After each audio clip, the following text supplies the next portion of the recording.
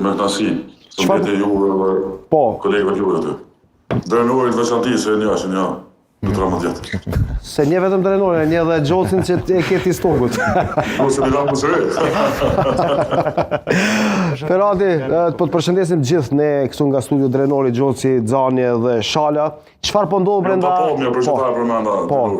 Po, çfarë po ndodh me këto dorëheqje në Lidhjen Demokratike të Kosovës sot me zonën Bajrami, pastaj edhe vetë zoti Abdi Gjiku që reagoi pak momente më përpara. A mund na shpjegosh pak çfarë po ndodh në LDK?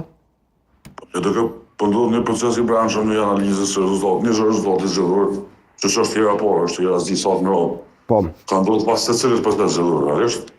E dëgjova drenurin aty që nxorën në konkluz. Konkluz në bazë asaj se çka është diskutuar, ta themi çka janë ashtu diskutimi.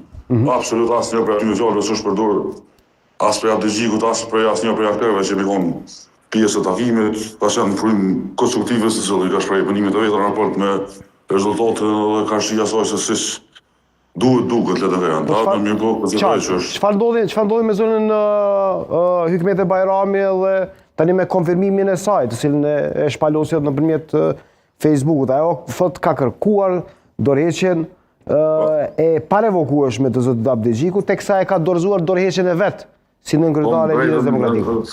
Për mua është pak e çuditshme, unë jam gjenerata tretë që shërbej LDK e familjes edhe me secilin statut të LDK-s në momentin që nënkryetare i ofrohet dorëheqjen kuvendit. Praktikisht këtë formacionin që këtë rast kryesia i bie që jemi në dorëheqje, nënkryetare bashkë me sekretar.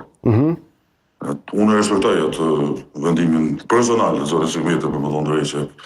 Mirë po, konsideroj që nivelli i përgjegjësisë është shkollë ishtrim në secilën strukturë saj. Pa dashme më dalë mbrojtje të bashkëtaskujt, se LDK-ja ndjej që kam shkruar